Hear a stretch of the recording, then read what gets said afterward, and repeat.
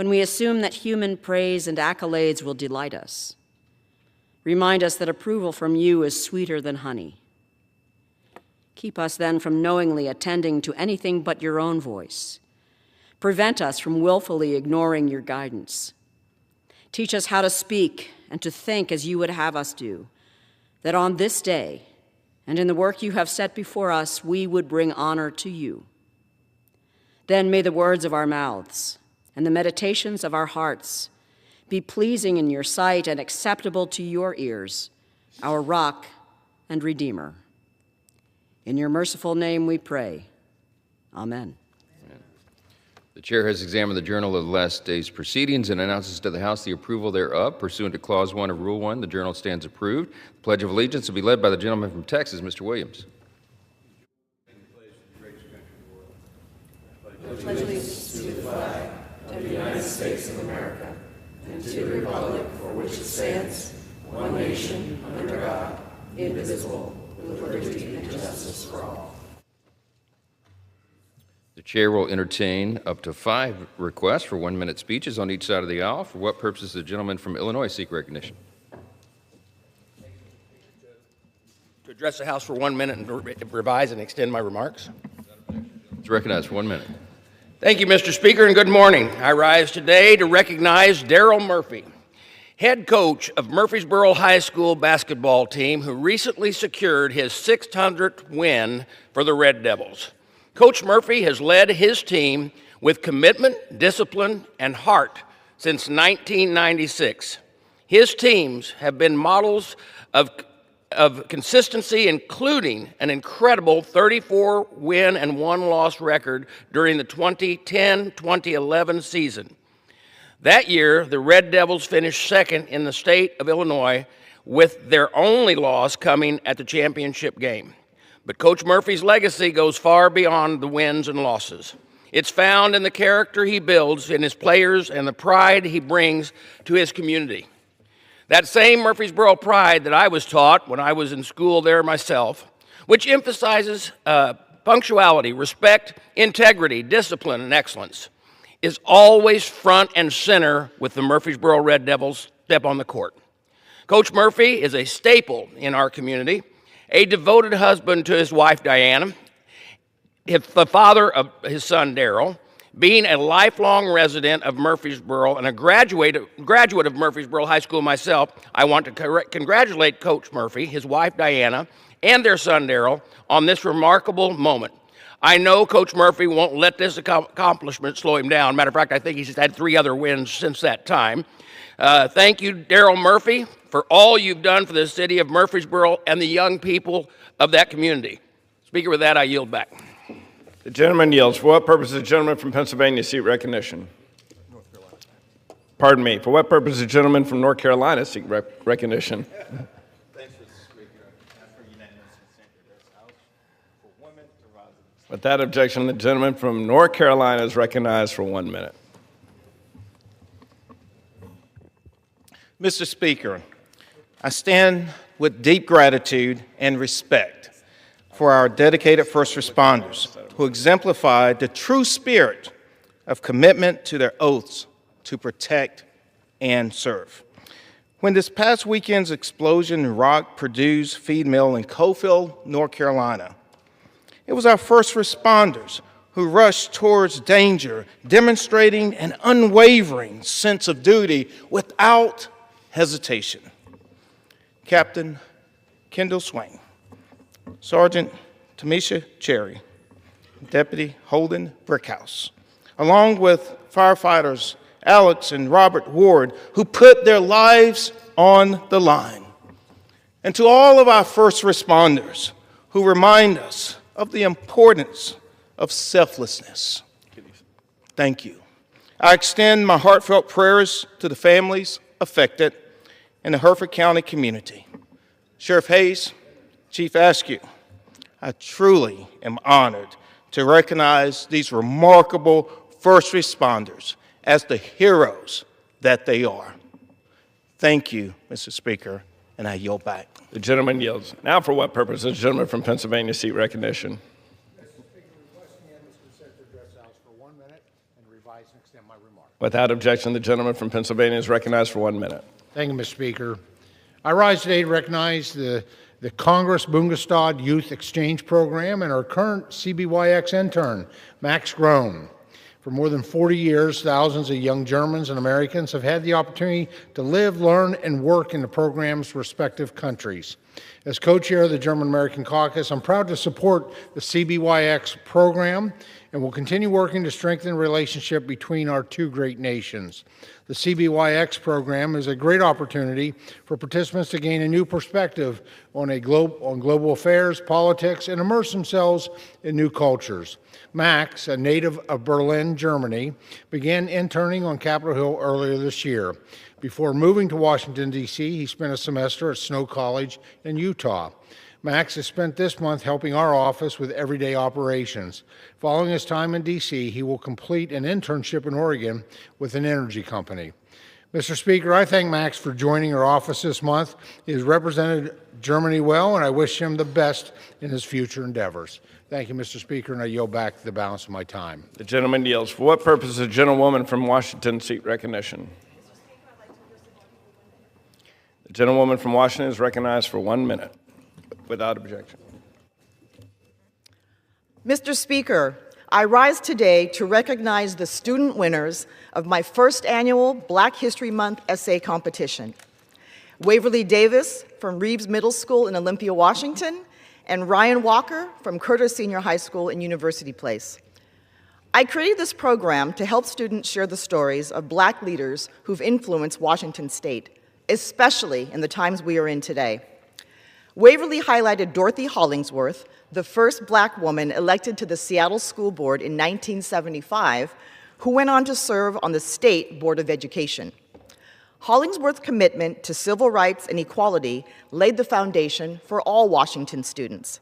From Waverly's essay, quote, "Her story has made me feel hope that things aren't always set in stone as they seem." Ryan wrote about Quincy Jones, producer, composer, musician, who started his journey in Seattle and broke racial barriers across the music and film industries. From Ryan's essay, "Talent exists everywhere, but opportunity does not, and addressing this gap is a civic responsibility." I want to thank our judges and all the students who participated. These essays remind us that Black history is Washington State history and American history. Happy Black History Month, everyone. I yield back, Mr. Chair. The gentlewoman yields. For what purpose does the gentleman from Texas seek recognition? Without objection, the gentleman from Texas is recognized for 1 minute. Thank you, Mr. Speaker. I rise today to recognize Stephenville High School, which I'm honored to represent in the United States Congress. On February 9th, the National Football Foundation named Stephenville High School the national winner of the Hatchell Cup Award. This is the highest academic team honor in high school football, and the Yellow Jackets were awarded this distinction with an outstanding 4.0 team GPA. Our community was proud to see Stephenville High School complete the football season undefeated and bring home another state title. The young men and coaches on this team have spent countless hours preparing both on and off the field. The Hatchell Cup recognition is a testament to their hard work and success. I congratulate the players, head coach Sterling Doty, and the Stephenville community. Go Yellow Jackets, in God we trust. I yield back. The gentleman yields. What purpose does the gentlewoman from Pennsylvania seek recognition? Without objection, the gentlewoman from Pennsylvania is recognized for 1 minute. Thank you, Mr. Speaker. Article 1, Section 8 of the Constitution grants Congress, and Congress alone, the power to lay and collect taxes, duties, imposts, and excises. As Chief Justice John Roberts correctly noted last week, the framers were explicit. The executive has no given power to reach into the pockets of the people to impose taxes and tariffs. The Supreme Court has now confirmed two truths that we have known. Tariffs are a tax on consumers, on you and me. And number two, the president's disastrous on-again, off-again tariffs are not just illegal, they are also unconstitutional. I'm thankful to the court for so clearly recognizing and rooting their opinion in our Constitution. Now we must turn our focus to those who unjustly suffered because of this president's economic chaos. The Treasury Department must immediately issue refunds for the $134 billion stolen from American families and businesses. I call upon all of my colleagues in Congress, Republicans and Democrats, let's work together to create tariff policy that supports U.S. economic objectives, laws that give businesses the security and time needed for investments, and that bring costs down for consumers. Thank you. I yield back. For what purpose does the gentleman from Texas seek recognition? Without objection. Mr. Speaker, today I rise to congratulate and honor Dr. Roosevelt Nivens, Superintendent of Schools for Lamar Consolidated Independent School District, for recently being named the 2025 National Superintendent of the Year by the School Superintendent Association. Dr. Nivens leads the way with innovation, high standards, accountability, and joy for leading. Lamar Consolidated Independent School District is one of the fastest growing school districts in Texas, serving nearly 49,000 students across nearly 60 campuses. Before being named the 2025 National Superintendent of the Year, Dr. Nivens was named the Texas Superintendent of the Year by the Texas Association of School Boards. Under Dr. Nivens' leadership, Lamar Consolidated performs above the state average in academics, with all 57 campuses meeting accountability standards. Thank you, Dr. Nivens, for investing in the education and future of our children and for your commitment to our community. You continue to make the 22nd Congressional District of Texas proud. With that, Mr. Speaker, I yield back.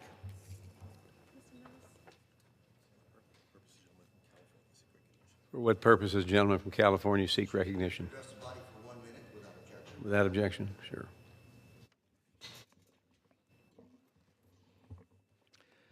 Mr. Speaker, I rise today to congratulate the Santa Ana High School girls wrestling team. They finished as Empire League champs, Southern CIF champions, Champions Division I dual, and Eastern Division tournament champs. And they finished 4th place in the CIF Southern Section Masters. And 5 of these wrestlers will be moving on to wrestle in the state's championship tournament. I want to also thank head coaches Tim Byers and Fernando Serranos, and I want to thank assistant coaches Libirio Salazar, Alex Becerra, Monica Serratos, Jose Leon, and Stephanie Zamora for teaching our young Saints the leadership, qualities, hard work, and dedication, what it can all mean at the end of the day. These young ladies, wrestling champs, while maintaining a GPA of 3.48. Congratulations, Saints. Once a saint, always a saint. Mr. Speaker, I yield. For what does the gentleman from Tennessee seek recognition? Mr. Skipper, I seek unanimous consent to address the House for 1 minute. Without objection. Thank you, sir. I rise today to honor my dear friend Andy Collins, a Lieutenant Game Warden retiring after 33 impressive years of service to the Tennessee Wildlife Resources Agency. Andy grew up in Knoxville and graduated from my alma mater, Bearden High School. He attended the University of Tennessee and earned a degree in fisheries and wildlife sciences. He began his career in Hawkins County before moving south to Loudoun County. His responsibilities eventually expanded to include 11 counties in East Tennessee, covering all of Tennessee's 2nd District. Throughout his 33-year career, Andy has exemplified the mission of preserving, protecting, and enhancing the state's fish and wildlife. Andy knows more about wildlife than anyone I know. Matter of fact, he's forgotten more than I'll ever know. And I always run into a problem on my farm, he's the first person I call, whether it's with deer or turkey or anything else. He is always quick to pick up my call. Andy will spend his retirement days doing what he loves best, spending time outdoors with his beautiful wife, Mary Jo, his son, Wyatt, and his daughter, Emily. Andy, congratulations on your achievement. Thank you so much for your service to our great country and to the beautiful state of Tennessee. It's a much better place because of folks like you and the great folks at TWRA. Thank you, Mr. Thank you, Mr. Skipper. Appreciate it. Gentleman yields.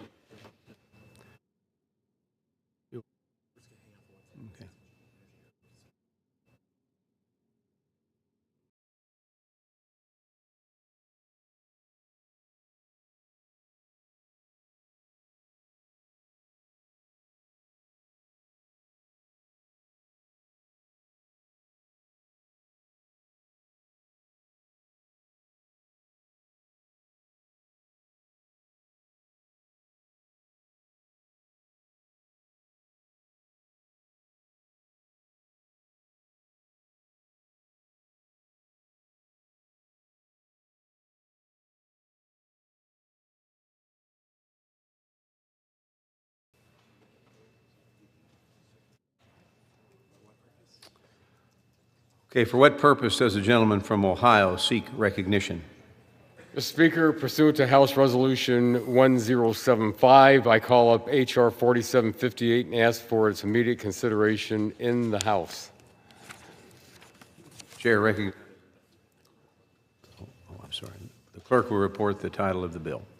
Union Calendar Number 414, H.R. 4758, a bill to repeal provisions of Public Law 117-169 relating to taxpayer subsidies for home electrification and for other purposes.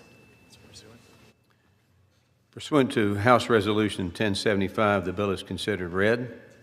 The bill shall be debatable for 1 hour, equally divided and controlled by the chair and ranking member, minority member of the Committee on Energy and Commerce, or their respective designees. The gentleman from Ohio and Mr. Latta, and the gentleman from New Jersey, Mr. Pallone, each will control 30 minutes. Mr. Speaker, I ask unanimous consent that all members may have 5 legislative days to revise and extend their remarks on the legislation and to insert extraneous material on H.R. 4758. Without objection. Mr. Speaker, I yield myself such time as I may consume. Gentleman is recognized. Thank you, Mr. Speaker. Mr. Speaker, I rise in support of H.R. 4578, the Homeowner Energy Freedom Act, sponsored by the gentleman from Texas's 12th Congressional District. The Homeowner Energy Freedom Act repeals disastrous policies from the Inflation Reduction Act that were used to subsidize expensive mandates and implement backdoor fossil fuel bans. Today, in the United States, the dream of home ownership is out of reach for far too many Americans. In fact, 75% of households today cannot afford a medium-priced home. Provisions of the Inflation Reduction Act to force states to implement green energy building codes only served to make matters worse. It is estimated that the building codes associated with the Homes Rebate Program raises the cost of a single-family home by $31,000. These building codes effectively prevent the use of natural gas and require expensive equipment to accommodate EV chargers and other intermittent energy sources. It is important to remember that upwards of 60% of homes utilize natural gas appliances, and that the number rises to more than 75% in colder climate states. These aren't just talking points, they're real-world impacts. Take Kansas City, for example. After adopting the latest IECC building codes, the city saw a 22% decrease in construction permits, while the surrounding community saw a 170% increase. The data is clear. The cost of a new home goes up when Democrats get their green mandates in place. If the Biden administration's so-called energy efficiency regulatory agenda was cost-effective for the American people, why they also have to have a $1 billion slush fund to pay for it. Instead of a one-size-fits-all mandates from Washington, House Republicans are focused on limiting the authority of the federal government, making it easier to build affordable homes, and taking advantage of abundant natural gas reserve beneath our nation. Importantly, H.R. 4578 builds on the important work of the Working Families Tax Cut Law by officially putting an end to these egregious authorities so future abuses cannot occur. By passing this legislation, House Republicans are continuing to address the affordability for hardworking American households and responsibly protecting finite taxpayer resources. I urge my colleagues to support this legislation, and, Mr. Speaker, I reserve the balance of my time. The gentleman from Ohio reserves. The gentleman from New Jersey is recognized. Thank you, Mr. Speaker. I yield myself such time as I may consume. The gentleman is recognized. Thank you, Mr. Speaker. House Republicans simply cannot help themselves. It's bad enough that they refuse to do anything to address the affordability crisis that American families are facing today, but Republicans are doubling down on bills that will drive up energy costs for families when they're simply being stretched too thin. Yesterday we were here on the House floor debating a bill that guts appliance efficiency standards, which save families money on their power bills. And today we're back to debate the gutting of another popular program that lowers upfront appliance prices. So, Mr. Speaker, this is the 7th bill about appliances that we've debated on the House floor this past year. When I'm back home in New Jersey talking to my constituents, no one ever brings up showerhead flow or how much water their dishwasher uses. These folks want to know how we can put a stop to Trump's disastrous tariffs, which are attacks on the American people and which raise the price of absolutely everything we buy. They want to know what Congress is doing to lower their skyrocketing health care premiums. They want to know why Congress is asleep at the wheel while they struggle to make ends meet, watch their power bills go up every month, and have to start making impossible choices between paying for medicine or keeping their lights on. Well, sorry, folks, apparently Republicans in Washington don't have time for any of that. They're focused on passing another appliance bill instead. And I talk about out of touch. This bill repeals and rescinds funding for three important Department of Energy programs. First, it rescinds funding from the Home Electrification and Appliance Rebate Program. This is a $4.5 billion program created by Democrats as part of the Inflation Reduction Act to lower the upfront cost of appliance upgrades for low and moderate income families. The families get a rebate. It helps families better afford appliances for their homes, but with this bill, House Republicans are eliminating the funding for the rebate, and again, they are driving up costs on American families. Now, the second thing this bill does is to rescind funding from a program designed to help with building energy code adoption. That might sound a little obscure, but it's also important from a cost point of view. And third, they repeal a program that provides assistance for contractor training. Even these two programs that might seem less important than the rebate are still programs that reduce costs for consumers. And I cannot stress it enough. This bill only worsens the affordability crisis for American families. Trump promised to cut Americans' power bills in half during his first year, but that didn't happen. In fact, electricity prices are up 15% and increasing twice as fast as inflation just since Trump took office. More than 80 million Americans are struggling to pay their utility bills, and even though these price increases are a direct result of Republican policies, today House Republicans are choosing to double down. Rather than working on constructive solutions that help Americans, they're choosing to cut funding that helps homeowners and businesses save money. There's a reason why electrification rebates are popular. Again, these are rebates that help people. Some states have already rolled out their rebate programs and are seeing significant interest. And despite how Republicans try to frame them, rebates are not mandates. Rebates are optional, and they provide discounts to families who have crunched the numbers and made the decision that electrification would help them save money. But Republicans want to take away that choice at a time of skyrocketing energy costs and energy demand. So I strongly urge my colleagues to vote against this bill.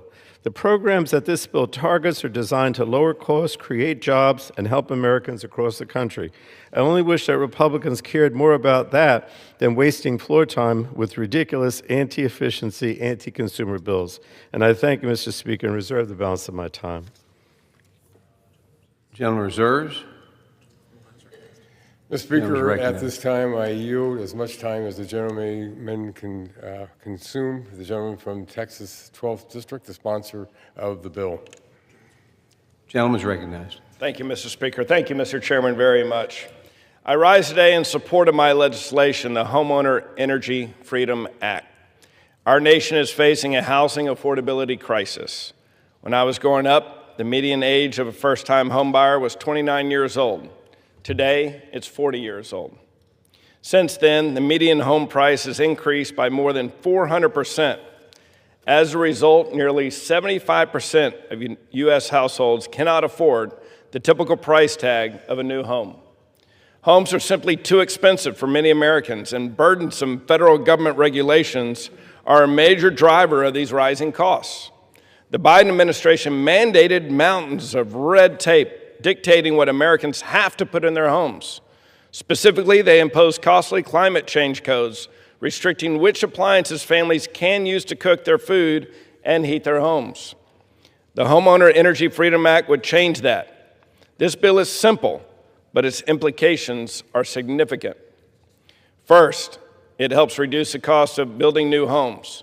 Regulations account for nearly 25% of the price of constructing a single-family home. Instead of improving housing affordability, the federal government is burying the dream of home ownership under 6 feet of red tape. Some of my Democrat colleagues argue that green energy regulations save homeowners on utility bills. But if electric appliances are so cost-effective, why do Democrats need to allocate billions in taxpayer money to mandate their installation? In reality, these green energy regulations fail to lower utility costs, and they increase the overall cost of new homes.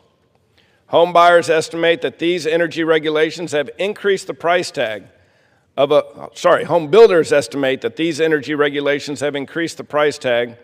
new home by up to $31,000. Second, this bill restores Americans' freedom to make their own choices in their own homes. Americans don't need the Democrats and Washington, D.C. bureaucrats dictating which appliances they can or cannot have in their own home. The federal overreach threatens the American dream of home ownership. For generations, Americans have worked hard, raised families, and built their lives in their homes. Home ownership remains foundational to financial security and long-term prosperity. Americans are calling on Congress to improve housing affordability. We must act to ensure hardworking Americans can raise a family in a home of their own. We must repeal these costly green energy mandates. We must reduce the cost of new homes. We must return consumer choice to homeowners. And we must restore the American dream of home ownership. I urge my colleagues to vote yes on the Homeowner Energy Freedom Act. And Mr. Speaker, I yield back the balance of my time. Gentleman yields. Reserve the balance of our time. Gentleman reserves. Gentleman is recognized. Thank you, Mr. Speaker. Before I yield to my colleague from Florida, I just wanted to debunk one of the statements that was made by my colleague from Texas. My Republican colleague and others, actually both of the speakers on the other side, repeatedly cited the National Association of Home Builders estimate that building a home to meet the 2021 International Energy Conservation Code standard would add as much as $31,000 in cost to a new home. This is flawed, it's intentionally misleading. Republicans are trying to demonize energy codes that actually save Americans money and deliver increased comfort, health, and climate benefits, all to prop up their fossil fuel buddies. This figure of 31,000 originally came from Kansas City, and when you actually analyze the cost breakdown, it includes information or costs that are not required by the 2021 Energy Code. For example, the costs include over $18,000 for double wall construction, but the code doesn't require double wall construction. It includes $3,000 for a ventilation energy package. The code does not require this package. It only requires one of several energy options, like energy-saving water heaters. So I could go on debunking these claims, but hopefully you get the point that this fictitious figure is just meant to mislead the public about energy building costs. And with that, I'd like to yield now such time as she may consume to the ranking member of our Energy Subcommittee, the gentlewoman from Florida, Ms. Castor. Gentlewoman is recognized. Thank you, Mr. Speaker, and I thank the ranking member for yielding the time. I rise in strong opposition to H.R. 4758. It is a bill that is going to sock it to the pocketbooks of our hardworking neighbors back home. Republicans appear to be doing everything they can to stick their heads in the sand when it comes to the affordability squeeze. Higher costs, that's the last thing that our neighbors back home need right now. And yet, this relentless march by Republicans to bring bills to the floor that rip away savings from people who really could use it right now. What does this bill do? It guts a very popular common sense initiative that hardworking Americans rely on. In 2022, the Congress passed some rebates to help people afford home appliances through 2 home energy rebate initiatives that help lower their electric bills. The first is the Home Efficiency Rebate Program, or HOMES. That's a rebate to households that conduct whole house energy saving retrofits. That means that our neighbors can increase insulation in their homes or improve their their HVAC systems.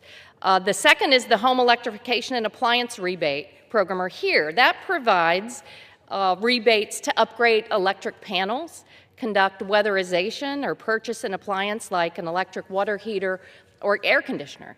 Because we know oftentimes people need a little bit of help with that upfront cost. If they can get a little help to afford an upgraded appliance, that is going to save them money in the long run. So it's just a real head scratcher while Republicans are bringing this bill in the midst of an affordability crisis. But I think when you look, if you listen to the State of the Union last night, that's a little bit illuminating, because the president said everything's great in America. He solved it. There's no affordability squeeze. Look at our economy is roaring. Everybody's doing great. That's not what I hear from my neighbors back home in Florida. Everything costs more. In fact, 80 million Americans are struggling to pay their utility bills. Electric rates across the country are up by 13% on average and higher in a lot of places. And then these illegal arbitrary tariffs have added to this affordability squeeze. Many analyses have it at the average household paying $1,700 more per year because of the Trump tariffs. And Republicans in Congress have been supportive the entire way along. And even after the United States Supreme Court ruled last week that the tariffs, these high import taxes, the highest in 100 years on households making their groceries, their appliances, everything costs more. Even after the Supreme Court said they're illegal, you don't have the authority to do that, the president doubles down. And he says, oh, yes, I do. And in fact, I'm going to inflict more pain. And Republicans last night in this chamber cheered more taxes on hardworking Americans. So this relates directly to the bill that we're debating today, because we're talking about affordable appliances. And you know what tariffs have done to the cost of appliances? Tariffs have driven a steady rise in appliance pricing, hitting American consumers with higher costs for essentials like refrigerators, washers, dryers, dishwashers. And because most appliances rely on imported steel, aluminum, and foreign-made components such as motors and control boards, tariffs on both finished goods and parts have pushed up production and import costs. Retailers and manufacturers are working on very slim margins. They have passed along all of these increases directly to shoppers, leading to some of the fastest price jumps in years. And now that the president said, I thumb my nose at what the Supreme Court has told me, and is now inflicting new pain and new taxes on America, new tariffs, that's going to keep appliances, the prices of appliances, elevated at a time when people are really under the gun and feeling the squeeze. They're going to make it harder to replace or upgrade big-ticket items. And the result is this persistent squeeze on family budgets with no meaningful relief in sight. And people will tell you this. They'll say, oh, okay, I might have listened to that speech last night, but they are out of touch. Everything is not all well. The affordability crisis is not solved. And now you bring a bill to the floor that makes it harder, that makes everything more expensive for people back home. 54 states have already are already getting these rebate initiatives out, getting the money into the pockets of consumers. Governors and state energy offices have dedicated their own funding and staff time, and they're working with the Department of Energy. This is something that Americans of all political stripes will support, and they need it.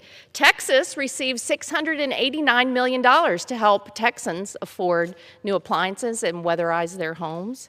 Ohio received $259 million. You're going to rip that away. Kentucky received $134 million. In Georgia and North Carolina, where rebates are already in place, participating families are saving over $1,000 a year. Now, that doesn't make up for the tariffs, the pain inflicted, the higher costs that people are paying, but it sure will help.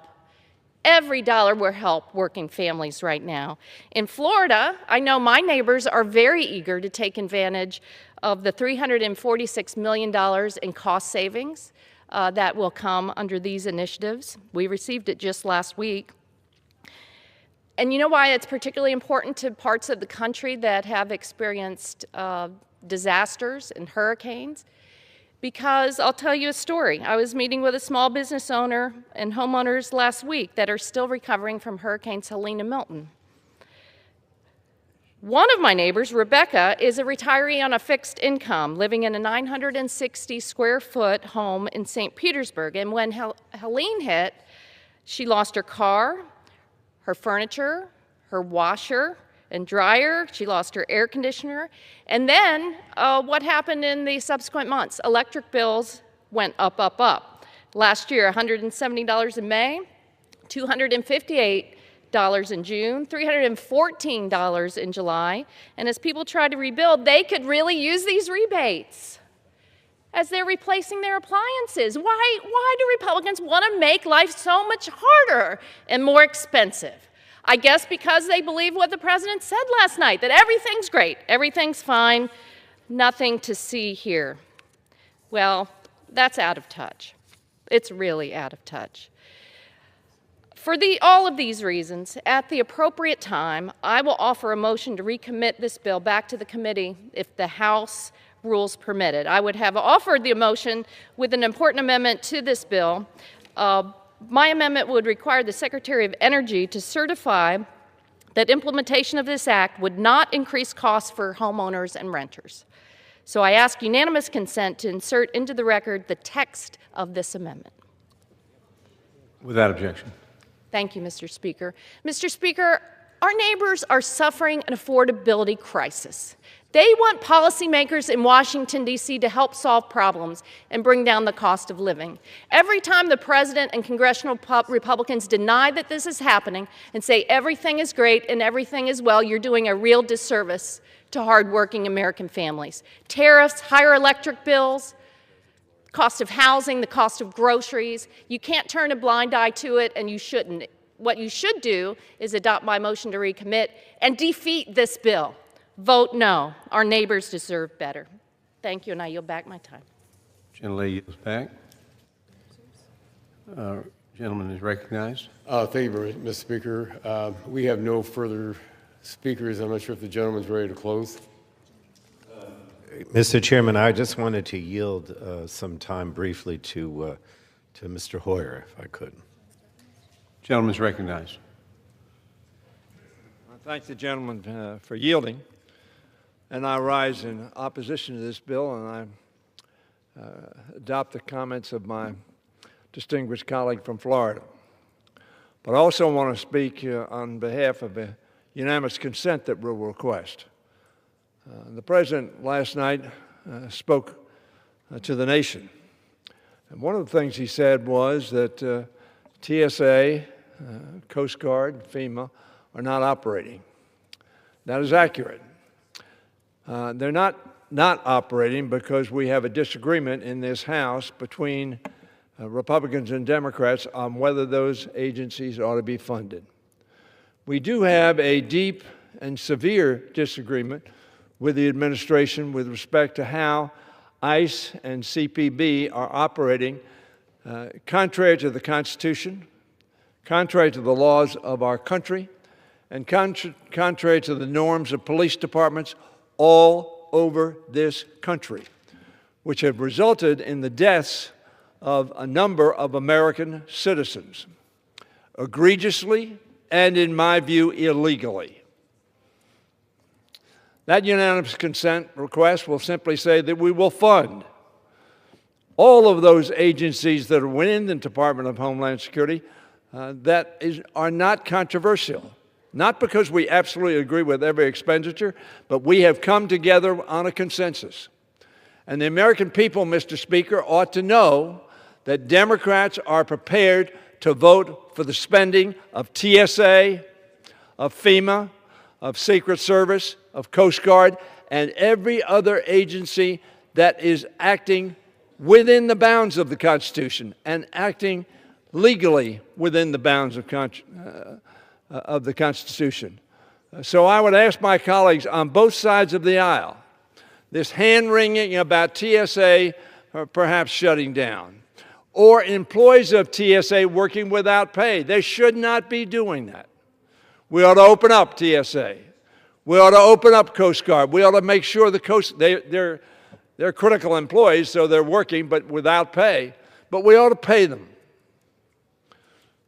And we ought to have FEMA open, as the President said last night, so that it can serve the American people, particularly at a time when we've just had a gargantuan storm in the Northeast. So I rise in strong support of a unanimous consent that the chair of the ranking member of the Appropriation Committee, Ms. DeLauro, will be asking for. This is a unanimous consent that makes sense, it makes common sense, and on which we have agreement. What we disagree with is the unconstitutional, illegal, unlawful, and death-causing activities of an out-of-control agency at the instance of the President of the United States. So I ask my colleagues on both sides of the aisle, let's make sense. Let's say yes to what we agree on. And I thank the gentlelady from Connecticut, the leader on our side of the aisle of the Appropriations Committee, for initiating this effort. I took this time because I'm not sure we're going to have time on the other bill. But I urge my members on the Republican side of the aisle, do not object to this unanimous consent, because it does what you say we ought to be doing. Funding those agencies, those operations, those very critical activities for the American people on which we agree. What the American people are so frustrated about is we seem to not even be able to move on that on which we agree. Let's show them that, yes, we can agree. And let's also recognize and admit that we have a difference of opinion on a very critical issue, an issue at the heart of our Constitution, of how we treat individuals in this country. That we don't go around arresting people with masks on and putting them in unmarked cars and disappearing them. That we don't have heavily armed troops coming out of cars into the streets of our cities to confront a woman who's driving her car alongside and heckling the police. We may not agree with that, but it is certainly within the bounds of our Constitution. Ladies and gentlemen, there is no reason that we ought to have TSA shut down, FEMA shut down, Coast Guard shut down, Secret Service shut down. And they're really not shut down because we're making them work, but we're saying, by the way, we can't pay you.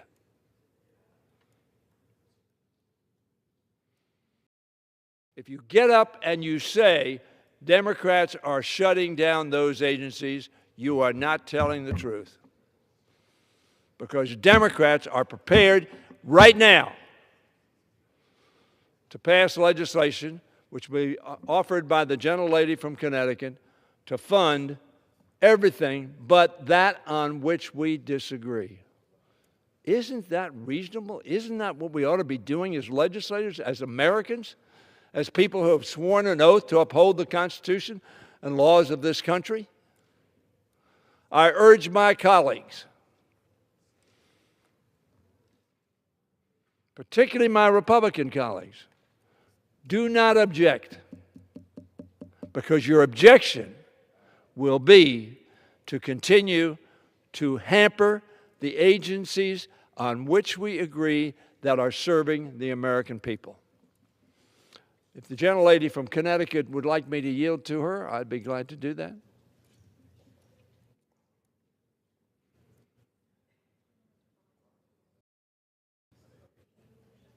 You want to use this? Mr. Hoyer, I think I have to yield to. Oh, okay. Yes, The thank gentleman you. from New Jersey. And I will yield now to the ranking member of the Appropriations Committee, the gentlewoman from Connecticut, Ms. DeLauro. Gentlewoman is recognized.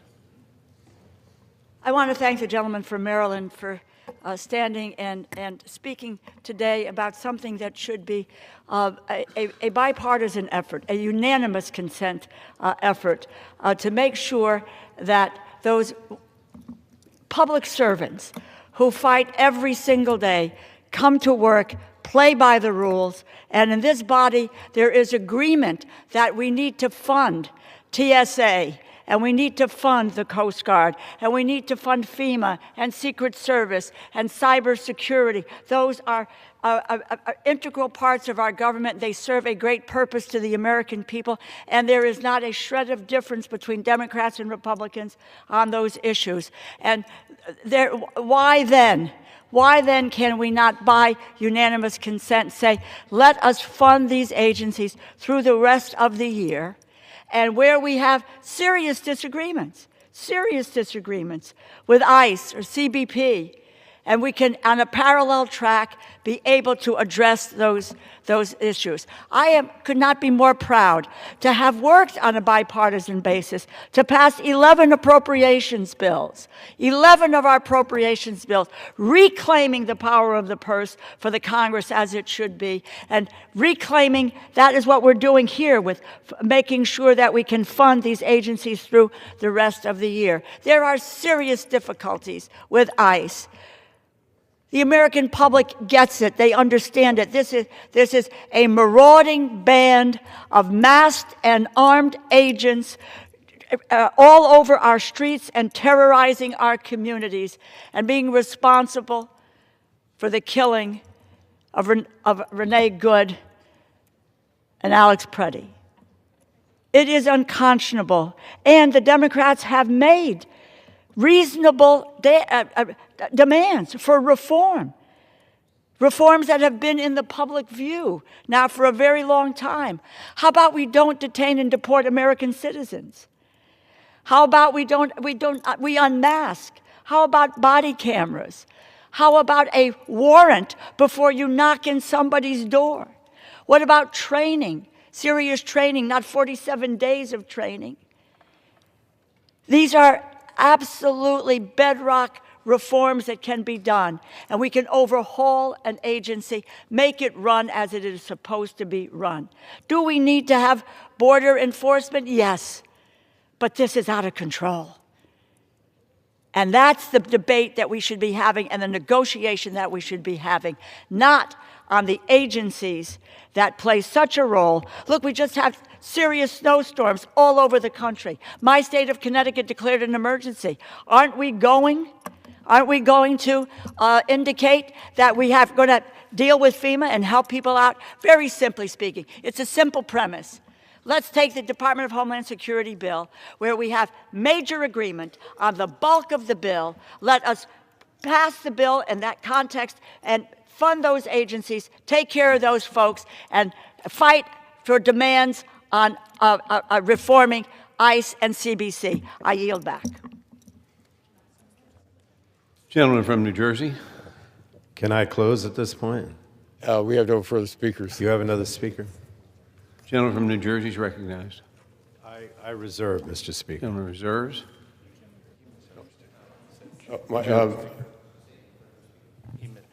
We have no further speakers, so if you're ready to close, we are too. Yep. All right. Thank you. I yield myself such time as I may consume. Thank you, Mr. Speaker.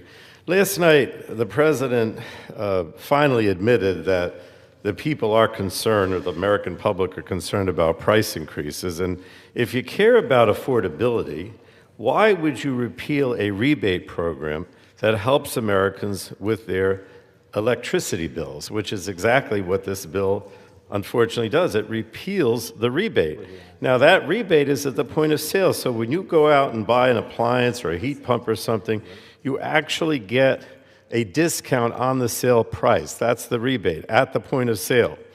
So this bill targets this very popular electrification rebate program, a program that is already active in 12 states plus the District of Columbia, Those states include North Carolina, Georgia, Michigan, and Indiana. And all but 2 states in the country have applied for the program funding. So what they're essentially doing is eliminating this rebate program, which is clearly popular, in the very middle of it, while Americans are taking advantage of it. So I just think it's disingenuous to portray this as some kind of red state or blue state program. It's popular across the board amongst Republicans and Democrats. And with this bill, House Republicans are voting to rip funding away from 12 states that have active programs and against the interests of 46 total states who've applied for the program and are about to put it in the process. At full deployment, the rebate program is expected to deliver $275 million in annual energy savings, with participating families projected to save about $1,000 a year. And the installation of these appliances is projected to support 23,000 jobs. So why are you eliminating a program like this that puts money back into Americans' pockets when they're concerned about affordability? To date, electrification rebates have served 16,000 homes and resulted in $7.6 million in annual savings, and this is across only the 13 active programs that I mentioned. These programs are all designed in unique ways to meet states' needs and local contexts, and obviously Americans are interested. So if Republicans are successful in repealing this rebate program, they're not just scrapping some hypothetical program. They're removing real dollars from real states, real people, including the states that they represent. And again, we have this affordability crisis. Why eliminate a rebate that puts money back in Americans' pockets? So I urge my colleagues to oppose this bill. And with that, I yield back the balance of my time, Mr. Speaker. Gentleman yields. Gentleman is recognized. Well, thank you, Mr. Speaker. And Mr. Speaker, returning to the legislation before us, we're here to debate 4758, the Homeowners Energy Freedom Act. And again, I want to thank the gentleman from Texas' 12th Congressional District for sponsoring this legislation. This legislation is about reversing the damage caused by President Biden's Inflation Reduction Act's aggressive regulatory agenda and taxpayer funding spending spree. Whatever happened to the free market? What's happened to consumer choice? Housing affordability is a critical issue facing the American people. You look at the numbers. The costs associated with the IRA programs this bill seeks to repeal significantly add to the price of the new homes and lead to higher energy bills for the American people. According to the Federal Reserve, median home prices have skyrocketed over the past decade, with the largest increase from 2020 to 2022, which saw a 40% increase in median homes. When you talk about the home rebates that we're talking about here today and who's getting them, according right here, provides taxpayer subsidies for households earning over 150% of the median household income for the area. So the data from 2024 shows that the median income in the District of Columbia was $104,800, meaning that households in Washington making up to $156,000 can receive taxpayer subsidies to upgrade their appliances. And the same numbers in 2024, median income for Massachusetts was $113,900, meaning that households making up to $170,850, which is nearly double the nationwide median household income, or can qualify.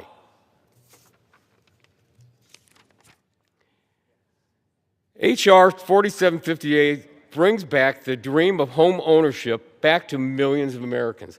And oh, by the way, let's talk about electricity costs again. We talk about this a lot. Reliable power, affordable power. When you look at the increases, where's it at? It starts in Maryland and goes to Maine. It's California. If I lived in those states, as I've said before, I'd call my legislators in those states and say, what are you doing out there? What's the governor doing? So look where those states are and look where the affordability crisis is in this country. I urge my colleagues to support this legislation. And Mr. Speaker, I yield back the balance of my time. All time for debate has expired. Pursuant to House Resolution 1075, the previous question is ordered on the bill. The question is on the engrossment and third reading of the bill. Those in favor say aye. Those opposed say no. The ayes have it.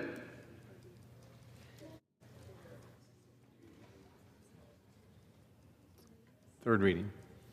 A bill to repeal provisions of Public Law 117-169 relating to taxpayer subsidies for home electrification and for other purposes. For what purpose does the gentlewoman from Florida seek recognition? Mr. Speaker, I have a motion to recommit at the desk.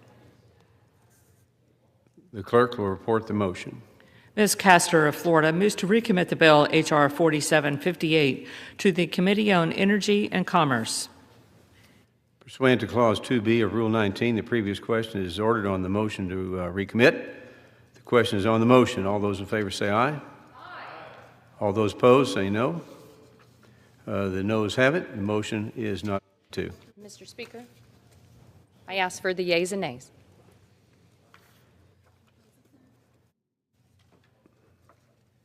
The yeas and nays are requested. Those favoring a vote by the yeas and nays will rise.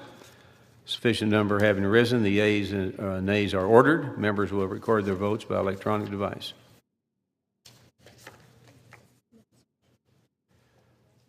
Pursuant to Clause 9 of Rule 20, the chair will reduce to 5 minutes the minimum time for any electronic vote on the question as the bill is ordered.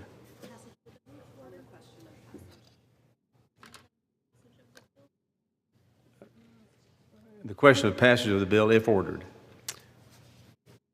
And this is a 15-minute vote.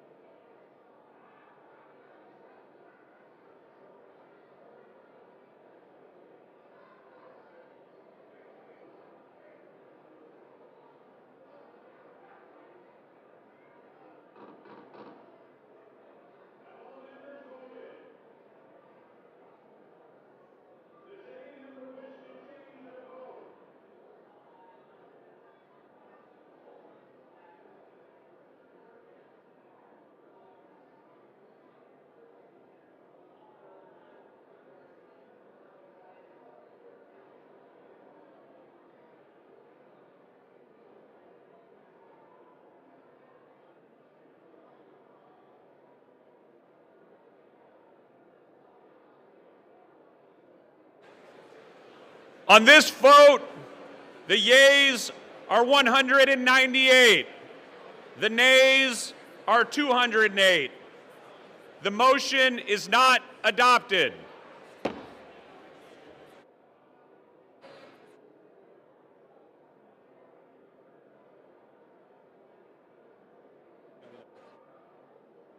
The question is on the passage of the bill.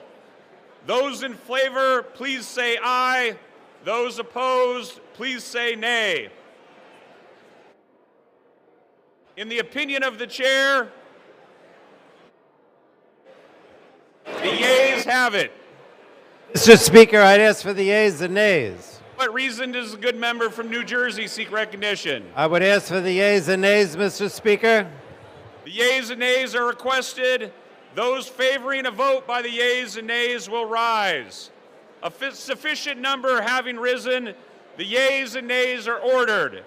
Members will record their votes by electronic device. This is a 5-minute vote.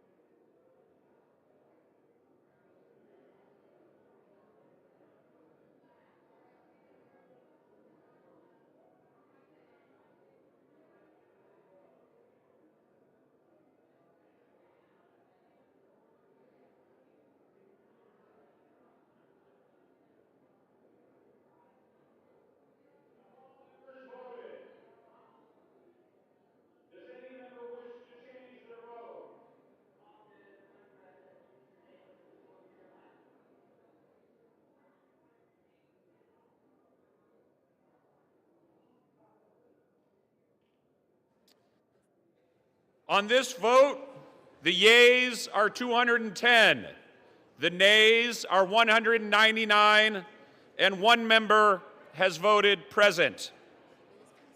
The bill is passed. Without objection, the motion to reconsider is laid on the table.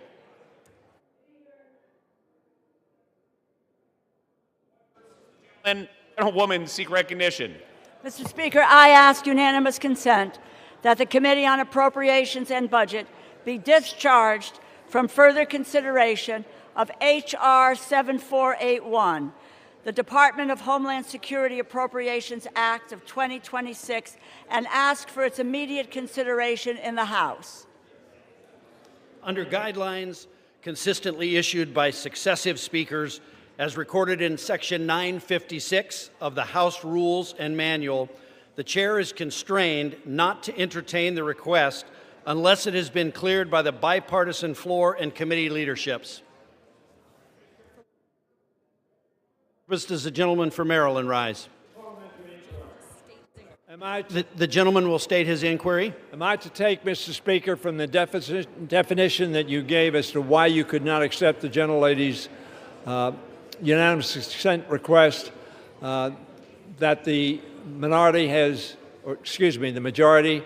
not agreed to funding the balance of the DHS bill other than CPB and ICE? As indicated in Section 956 of the House Rules and Manual, it is not a proper parliamentary inquiry to ask the Chair to indicate which side of the aisle has failed under the Speaker's guidelines to clear a unanimous consent request. I thank the gentleman, and we are not objecting.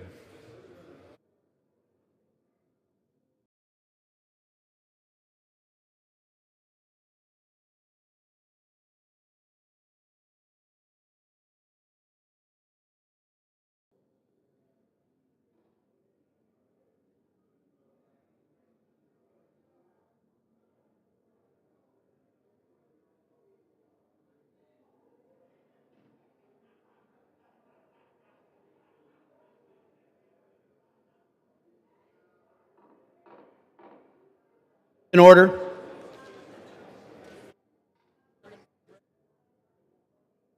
For what purpose does the gentleman from Rhode Island seek recognition? Mr. Speaker, I ask unanimous consent to address the House out of order. Without objection, the gentleman is recognized. Today, as Rhode Island digs out from a historic blizzard, we rise to honor two Rhode Islanders, Rhonda and Aiden Dorgan, whose lives tragically ended in the horrific shooting at a high school hockey game last week in Pawtucket. 3 other Rhode Islanders were injured in the shooting and remain in the hospital. Today, we hold in the light the victims, their families, the teams, school communities, and the broader Rhode Island community as they work to heal from yet again another act of gun violence. I thank Mayor Donald Grebian of Pawtucket, Governor Dan McKee, law enforcement, and local leaders for their leadership in their response to this senseless tragedy. We're grateful to the first responders for their prompt action on the scene and medical professionals for caring for the wounded. We're forever indebted to the ordinary Rhode Islanders who stepped up to stop the violence and care for the wounded. Some of them include Michael Black, Robert Ritteni, Ryan Cordero, Chris Librizzi, Glenn Nardoe, and Marianne Rittini. From the bottom of our hearts, thank you. We continue to stand together to heal and work towards the safety that we all deserve. And I ask my colleagues to join me in a moment of silence.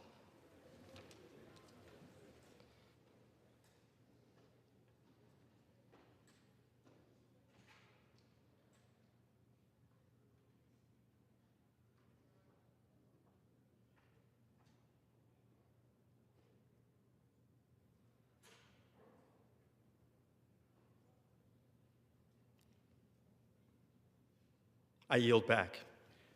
The gentleman yields back.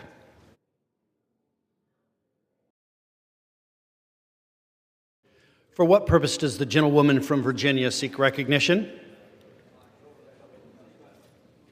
Mr. Speaker, I ask for unanimous consent to speak out of order. Without objection, the gentlewoman is recognized.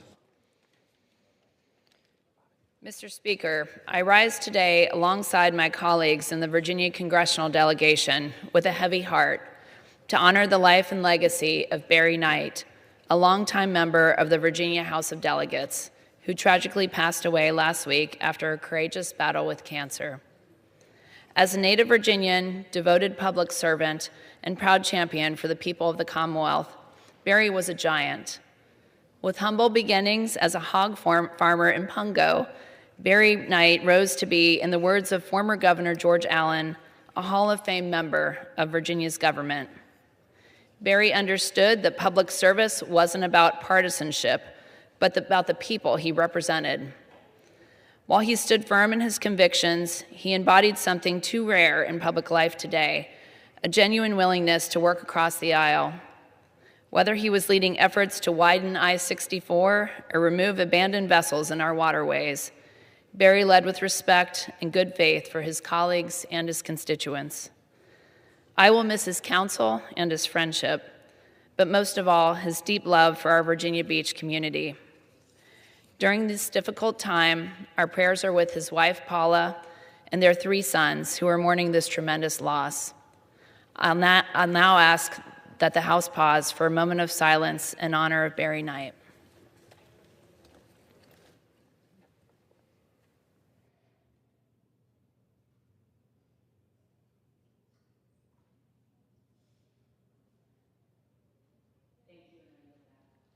The gentlewoman yields back. The chair will now entertain requests for 1-minute speeches. Purpose does the gentleman from Pennsylvania seek recognition?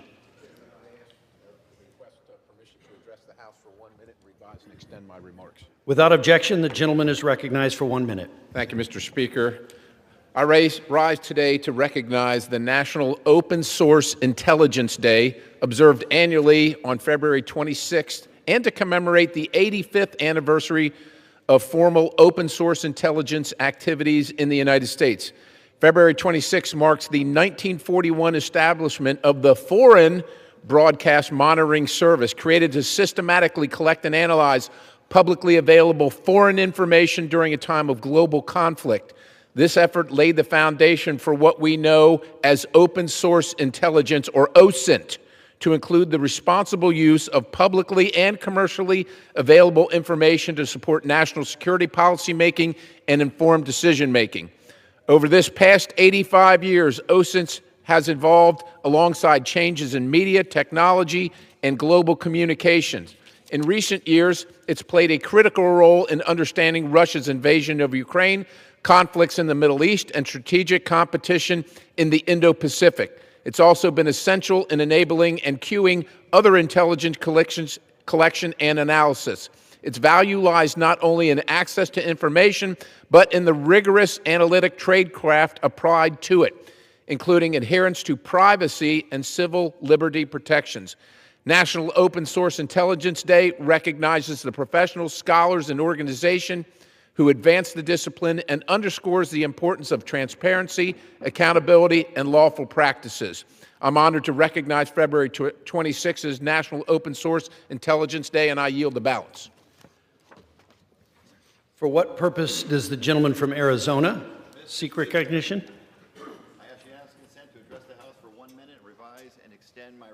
Without objection, the gentleman is recognized for 1 minute. Thank you very much, Mr. Speaker. Today I am proud to honor a man who spent his entire life in service to others, former Chandler, Arizona Mayor Coy Payne. He was born in 1929 to a hard-working family in Texas and came to Arizona in the 1940s. He earned everything he got. He worked his way through school, served in our Army during the Korean War, earned a degree from Arizona State University, and then gave 30 years of his life educating the children of Chandler. He served on the Chandler City Council for many years, and then in 1990, he was elected mayor of the city of Chandler, the first black mayor in Arizona history. As mayor, he led a booming, growing city with steady hands and an open door.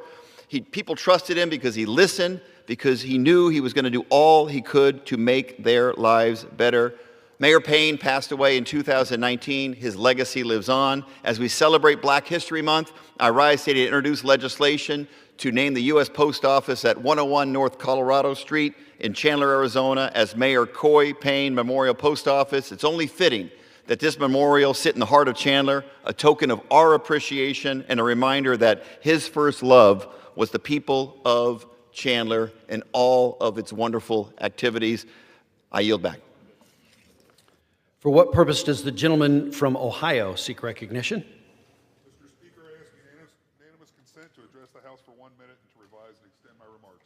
Without objection, the gentleman is recognized for 1 minute. Thank you, Mr. Speaker. I rise today to honor Clermont County Sheriff Chris Stratton. With over 3 decades of service, Sheriff Stratton is a driving force, holding criminals accountable in our community and keeping illicit drugs like fentanyl off our streets. Over the more than 30 years I've known him, I've seen firsthand his tireless work ethic, strong leadership of his team, and his unwavering commitment to Buckeye families. Thanks to the action President Trump has taken to support our nation's law enforcement, officers just like Sheriff Stratton now have the tools they need to do their jobs and better collaborate with federal law enforcement to keep our communities safe.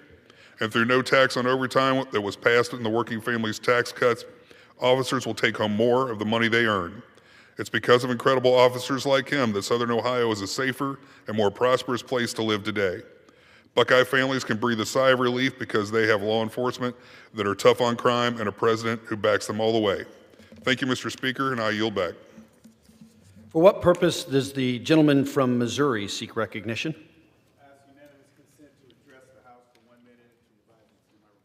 Without objection, the gentleman is recognized for 1 minute. I rise today to honor a legend of St. Louis who passed away last week. Mama Reed knew no strangers in her community. She lived a life of silence. As one of the first black teachers in the Hazelwood School District, a committee woman, a mentor, mother, sister, auntie, she led through her example, her advice, and her unconditional and sometimes tough love.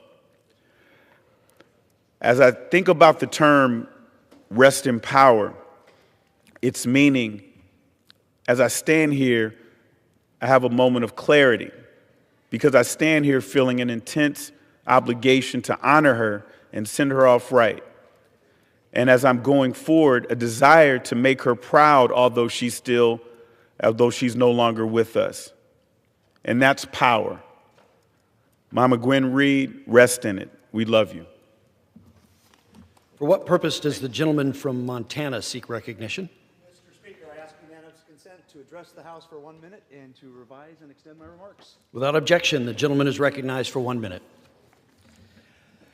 Thank you, Mr. Speaker. I rise today to honor William Bill McVita, who this past Valentine's Day celebrated 100 years of a life well lived. Bill McVita was born in Lewistown, Montana on the 14th of February, the youngest of 3 to a hardworking family in a hardworking community. At the age of 17, Bill enlisted in the United States Navy. He would go on to serve in the Pacific Theater, witnessing the historic second flag raising at Iwo Jima and the surrender of the Japanese. For his service, Bill received the American Theater Campaign Ribbon, the Asian Pacific Ribbon with 2 stars, and the World War II Victory Medal. After the war, Bill married his childhood sweetheart, Janet, raised 2 children, and built a respected career in human resources management with Lockheed Martin and with Northrop Grumman. Mr. Speaker, Bill McVita is a great American and a true patriot.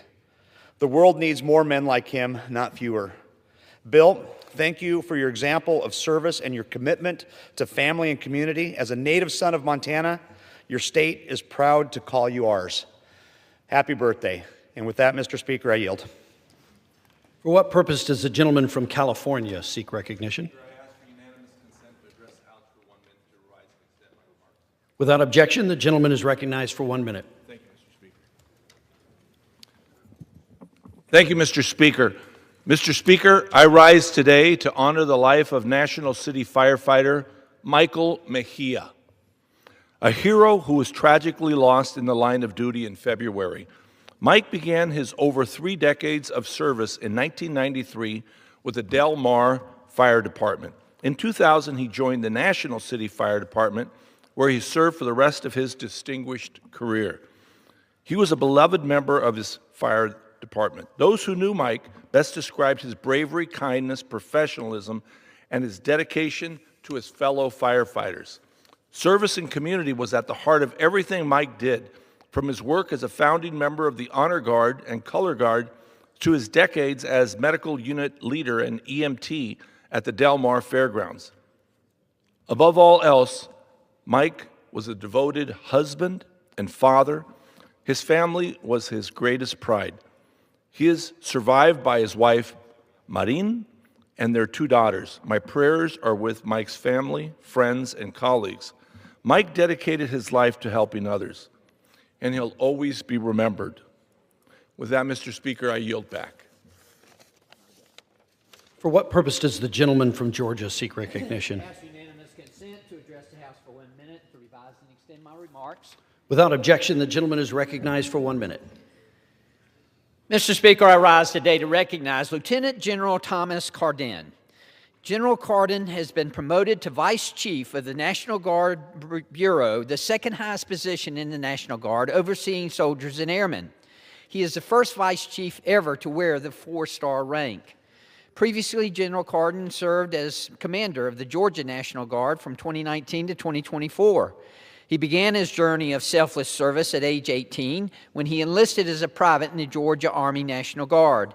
Throughout his career, General Cardin has held many leadership roles, serving as a shining example to those he led. He has a strong academic background with degrees in history, human resource management, and strategic studies. Few people have demonstrated unwavering commitment, integrity, and dedication to duty the way that General Cardin has. As a fellow Georgian, I'm proud of his exemplary service to our state and to our nation. I am confident he will lead with honor in this new role. We thank General Cardin for his lifelong service to this great country. Thank you, Mr. Speaker, and I yield back. For what purpose does the gentlewoman from Ohio seek recognition? And extend my remarks. Without objection, the gentlewoman is recognized for 1 minute. Mr. Speaker, I rise today and every day on behalf of the people of Northwestern Ohio, farmers, factory workers, small business owners, nurses, veterans, retirees. They carry the heavy burden of President Trump's reckless trade war. Tariffs hit our region harder than almost anywhere in our country. Why? We make and grow America. Our soybean growers saw foreign markets slam shut and prices tumble, all because the president acted carelessly. Many still are waiting to be made whole as export markets vanish. Our manufacturers, from steel processors to auto suppliers, are writing off huge losses, paying more on parts for materials and squeezing margins and laying off workers. Small retailers, restaurants, child care centers face higher costs they cannot absorb. Every family pays more at the checkout counter, and tariffs and reckless trade wars raise prices.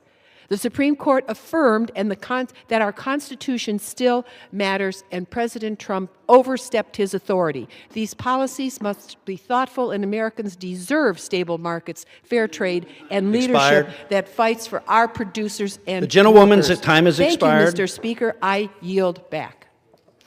For what purpose does the gentleman from Missouri seek recognition? Without objection, the gentleman is recognized for 1 minute.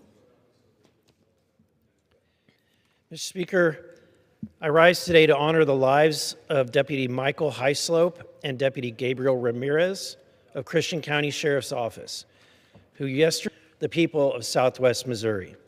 Deputy Ramirez was murdered during a traffic stop while doing what law enforcement officers across this country do every day, protecting the public and enforcing the law. He was a United States Army veteran who continued his service at home, serving nearly 1 year as a deputy. What followed was a dangerous manhunt that stretched through the night and ended near Reed Springs, where Deputy Hyslop was killed while helping bring the violence to an end.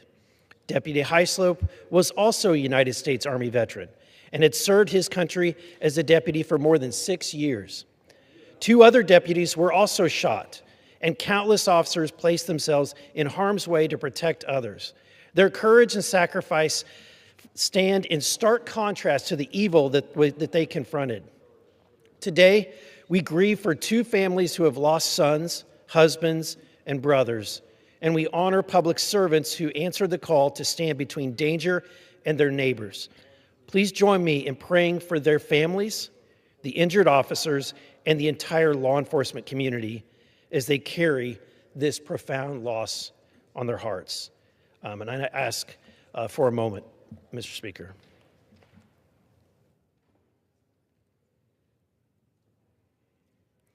Thank you. I yield back. For what purpose does the gentlewoman from Arizona seek recognition? Mr. Speaker, I ask unanimous consent to address the House for 1 minute and revise and extend my remarks. Without objection, the gentlewoman is recognized for 1 minute. Thank you. Today I rise to recognize an extraordinary educator from Arizona's 7th Congressional District and Tucson Unified School District, Ms. Monique Peralta, and to celebrate a true full-circle story of public education. Mrs. Peralta is proudly Tucson Unified grown. She attended VC Elementary School and Morgan Maxwell and graduated from Troya High School. Today, she teaches in the same community that raised her.